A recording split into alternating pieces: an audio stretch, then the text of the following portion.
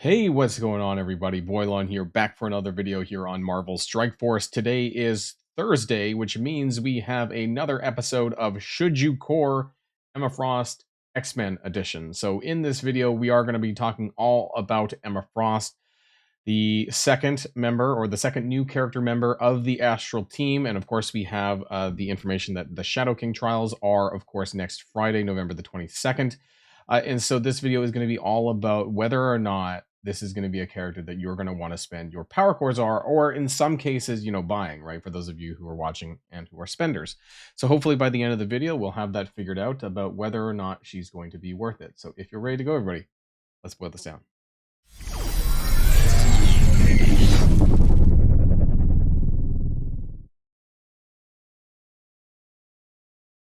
Okay, now first of all, when we get this video started here, I do want to talk about Emma's powers and her stats and basically where she ranks as far as some of the other characters go and where she lines up. So I'm gonna bring her up over here. We have Emma Frost here. Let's start with health. So she's apparently ranked number. Let's zoom in a touch. Oh, maybe that's too far. She's number 8 when it comes to health here. Now the numbers don't matter. This is in the having diamonds and stuff like that. So obviously, we're not going to have that out of the gate, but it's very interesting to see sort of where she lines up as far as her stats go comparatively to the other characters. And it does seem that HP wise, that she is equivalent to Blade and Ares, and then you can also see the Moondragon rework. But of course, right, since Moondragon is a rework, you're going to have access to these stats on characters like Moondragon faster than you are going to be on Emma Frost. So do take this with a grain of salt. Either way, though, the stats are pretty healthy there for her health. I do believe that some of things like the barrier scales off her max HP anyway, so that's good to know. Now her damage stat, I don't expect it to be super high, but I'm actually surprised it's number 11, which is on par again with Moondragon. I wonder if it's just side by side stats, but there we go. Same damage stat as Moondragon, same damage stat as the Shadow King, a little bit higher than Scarlet Witch Zombie, but less than you know what? Agatha's damage stat has been quite impressive. I don't I never thought that she would be that high, and about the same as they're the same there with those characters. So they haven't dramatically changed the new era stat characters. Like there hasn't been a huge jump in some of the characters lately. That's what it seems, since they're kind of like lining up with some of the other ones, especially from the Orcus patch and the Night Stalkers patch as well. Let's see for armor. She's not immediately in the top 10, so let's search her out here. Emma, nope, not that one. We have Emma Frost X-Men at number 30. Okay, so she's on an armor stat with Sasquatch, who would appear just above Gwenpool and under Korg and Pandapool. So not for a new, I mean, not surprising, but also I thought maybe it'd be a little bit higher as a new era stat character. Let's take a look at Focus, and she is number 5 here with Focus, doing over here, doing very, very well. Same as the Doctor Strange rework, and higher than Agatha too. She does have a lot of debuffs and things like that, so it's good to know that she's not going to be necessarily reliant on a skirmish or ISO to be able to do that. And finally, her resistance, not in the top 10. How far down is she? Number 17, tied with the Shadow King and Doctor Strange and Sentinel and things like this. So overall, not too bad. I think where she excels the most seems to be in health, but her damage isn't too terrible either. So that's interesting to know for the Emma Frost stats. Let's talk about her kit, right? And her tags, which is Hero, Global, Mutant, Support, X-Men, and Astral. Now, I do like the callouts for the X-Men that there might be some future applicability, right? Maybe there is some now. I don't know. For those of you who are PvP enthusiasts, we'll talk about that in part of her kit as well. The support part, what I don't like is that the Astral team is stacked with support characters. And while this normally wouldn't matter in classes, it wouldn't matter. If you guys got a chance to check out my video from yesterday where I talked about Kahori's kit and how Kahori is just going to absolutely obliterate the Astral team when she comes out, makes me concerned. She has this is not a Kahori video, but in her video, in her kit rather, she puts exposed on all support characters on her skill, and then her exposed basically then continues to decimate the Astral team. And so that's a little bit of a concern that I have with this character here down below. Let's start with the passive though. So on spawn, apply defense up to self and all allies. It's a shame that this is not 2 turns. I don't know why it's not 2 turns. 1 turn is not very much. These days, most kind of passives with this kind of buff, 2 turns would be, I think, normal. Bury yourself and all Astral and X-Men allies for 30% of this character's max health. That's a fair bit. And I do like the X-Men callouts for this too. The first time this character or an astral ally drops below 50% health, clear all negative effects on that character and barrier that character for 30%. Kind of a shame that it's only the first time, but I guess they want to avoid that up and down, up and down. That used to happen with things like the Hulk, right? When he used to drop under 50% health and get like a bunch of turn bar and stuff and go crazy. And so I guess they don't want that to keep happening. In Battle World and War, basically, if an Astral or X-Men ally gains Disrupt, clear it and then apply immunity. Now, in the context of Battle World and Null, I actually don't know how big of a deal this is going to be because Null's skills, especially on his basic, does clear like all positive status effects. Now, this I guess this would be good if they have Safeguard, which hopefully they do have more frequently because of Ancient One. But I've only seen a little bit of footage when it comes to using the full team, so I wonder really like how cohesive this is going to be in the actual battle when the full team is assembled, and how frequent, how much is this going to matter, right? Having the immunity up, it's only going to matter if you have Safeguard up at the same time, which is going to be reliant on characters like Ancient One. And non-mythic enemies cannot have their speed increased except by positive effects. Now, you might be wondering what this does here, and what does this really mean? And I wanted to share this really quickly because this was asked, and I had some curiosity about this as well. Is basically, will Emma Frost's passive have any relevancy against Null? Because Null does not have the mythic tag, right? And so that was a big question because the rage buff that Null does have is not green. I was gonna say what color are positive effects? Like it's not a green buff. It's a yellow buff. And so it made me confused about whether or not that rage was influenced or was somehow, by Emma Frost passive, and it appears not. So what does this do then? It blocks things like Man Thing and North Star, and essentially anyone that has a plus speed passive or plus speed to the team. So in this case, you guys know that Man Thing does buff his own and Night Stalkers and stuff like that. So this will block that. North Star also has one for himself and his team. I believe it's in war, defense, and raids and things like that. So essentially, that's where you're going to see the applicability. It's not speed bar at all. It's only speed plus, speed positives, right? So this may be more useful in the future. There might be some characters.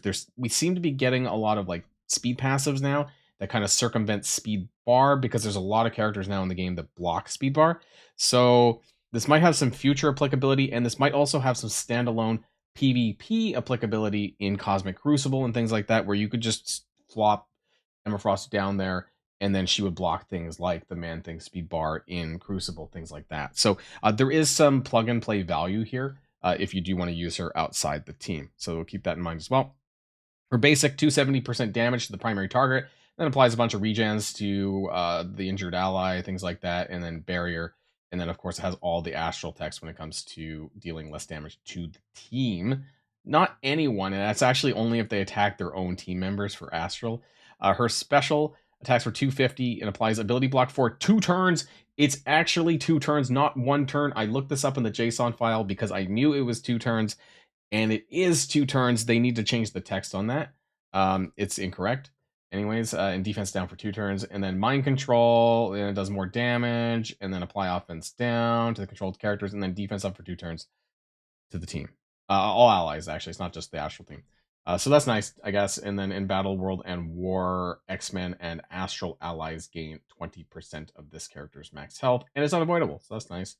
Her ultimate, Psychic Wrath, 350% and 10% of the target's max health. Now, this is going to be really good at like D5, right? Like where it has a high damage cap. I believe something like I heard like 4 to 5 million damage in a single hit. So this is absolutely going to hit the damage cap at like D5 and do a lot of damage. And then it also controls, mind controls like everyone around Null. In this case, Null. Everyone around Null, and it does bonus damage. It's also going to do that kind of Red Goblin thing where it just copies all of the negative stats effects from the team and then clears it. So that's kind of nice too. And then 30% barrier for all allies. So I do like that some of this has all ally callouts and not just the team, although the immunity itself, the immunity is self and all X-Men allies. I'm also disappointed that this is not 2 turns. So I feel like we're kind of at the stage where like 1 turn, especially for a team that's fast, is not going to be that relevant because Ancient One does give speed up to the team. And so I think this stuff is going to be disappearing pretty quick when it's only one turn. So that's why I'm a little bit disappointed it's not two. Also, speaking of Ancient One, she also extends the positive status effects to the team too. So this has a more likelihood of it dropping before it gets extended by Ancient One. So that's why I wish that some of these buffs were 2 turns and not 1 turn. Defense up is 2 turns, but other than that, yeah, 2 turns would be nice. All right, now I knew I forgot something when I was talking about the Emma Frost kit, so we're kind of jumping around here a little bit. Did want to talk about her gear a little bit. So she does have 3 gear pieces that are required to upgrade through to, well, through the red or through the teal or whatever. And then her unique piece does require Crimson Promethium. Now this is shared, off the top of my head, this is shared with Gladiator for sure. I think Namor as well. I think those are the most relevant recent characters. If I missed something really important, let me know in the comments down below. But if you are gearing up Emma Frost, I did want to kind of mention that. As far as ISO goes, you know what? I'm not 100% sure what I am going to pick. I'm kind of thinking in the context of the null boss battle, if you are going to be using her for that. Well, I mean, like if you're getting early, that's probably what you're going to be using her for. And her focus is really high, so I don't know if you need a skirmisher ISO. However, I am personally running Moondragon and Doctor Strange as a striker, and for that reason, I think I want someone that permanently is able to apply the vulnerability on them. And so I was thinking skirmisher still, or you can go with Raider. I don't think Striker is necessary based on her kit, in my opinion, because I don't want to consume too many of the vulnerabilities when the other characters have percent-based HP damage, and Emma Frost does not. So I would probably go with either the Skirmisher or the Raider ISO, depending on what suits you. Might be something to play around with when you're fighting Null on the weekend, if that's where you're going to be using her, if you do happen to get her unlocked a little bit early. And I also want to talk about what you would get if you do unlock Emma Frost X-Men early. Well, you'll obviously have access to her showcase campaign. You might have seen the ones in the Ancient One. I don't like to use the same word twice, with the turkeys. And so you can see some of the bonus missions. That's what I kind of want to look at here for Emma Frost and the kind of rewards that you're going to get at the variety of different tier levels. And of course, realistically, at the end of the day, it's going to give you more nodes to farm turkeys with. And I did unlock Ancient One at 3-star. I did core for her, and it did give me access to farm turkeys, which is going to be great for the duration of the turkey store. And it actually makes me wonder whether or not they're going to extend the turkey store, because the showcases last for a lot longer than the turkey store. And we had the candy store extended. So I don't know if the turkey store is going to get extended into December at all. But either way, you're going to have more opportunities to be able to farm this. And also, the other thing that I want to talk about is that once you unlock Emma Frost, if you have Ancient One, some people might not have both. Some people might just unlock Emma Frost or pass. You do get access to the Astral story missions, because that actually only requires, and it should be going live actually with the Emma Frost unlock, I would think, because it just requires Ancient One and Emma Frost, Moondragon, and Doctor Strange. It does not require the Shadow King. And so you can see here the 4 characters here at 3 yellow star, and that'll give you another node to farm turkeys with as well. And unfortunately, it's just teal gear. I think you need 4 yellow to be able to farm red gear. Yeah, it's not that much anyways, but there you go. So that's some extra bonus stuff if you do decide to unlock Emma Frost. And I guess this brings us to the end of the video, where I should answer whether or not I'm going to be power coring for her, and whether or not I personally recommend that you do so as well. Things have changed, honestly. I think leading up to today, or up to yesterday, actually, I was almost going to do it on my power cores. And I had said that, I think, last week in some of my other videos, that I was going to spend power cores on Emma Frost. And then I got to take a look at Kahori's kit. I'm going to bring this up again, because I don't know where Kahori is going to be released in the Absolute A-Force timeline. You know, is she going to be first? She might be. And I don't want to spend up to like 9,000 power cores on Emma if Kahori is around the corner, because I think that she might actually be a better plug and play null killer, or even put into the Astral team, honestly, possibly, because her kit is just that insane. And I have the cores to unlock 1 character, but I know that if I do unlock Emma Frost, I might regret it later when Kahori comes out. So my thoughts is that I am not going to be coring for Emma Frost. And I also don't know if I recommend it either, because if you are considering unlocking a character early, I think that saving for someone like Kahori, which could very well be in a couple of weeks' time, might be a better use of your power cores. Otherwise, you can also use your power cores, of course, on events. You know, every week there's power core events like every single week, and so if those are things that are useful for you, such as for the purple ions and whatnot, then that might be a better use this time around. As far as Emma Frost's overall kit within the Astral team, I'm just not convinced that it's as good or as necessary.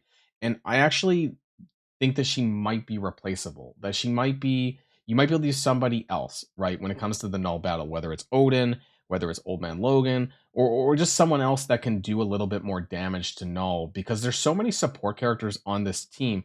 And also, none of them do. Emma Frost doesn't do percent based HP. Originally, I thought that Moondragon might have been the replaceable one, but after some thought, you know, when we get to D4 and D5 on null, that percent based damage that Moondragon does is going to be very, very important to have. And so, I'm not saying that Emma Frost is like completely out of the team, that you're not going to use her, but I just don't think it's a complete necessary thing that you need to have right now. And so I'm willing to wait and see whether or not there's like a free to play option, you know, in a couple of weeks time. We don't know who the first what was it, the characters within 30 days that are going to get an event. We don't know if that's going to be Ancient One or Emma Frost or what they're going to do with that yet. So yeah, for the moment I am going to be passing on this one, but I still wanted to bring the information to you guys anyways, to let you guys, you know, make that decision for yourself and what you plan to do with Emma Frost. And that's going to be the end. So let me know what your thoughts are in the comments down below. Are you going to be unlocking Emma Frost? I do want to say that the model looks great, you know, comparatively to the old Emma Frost. So, you know, hats off to the animators and the art department, because they did a really good job with Emma. So,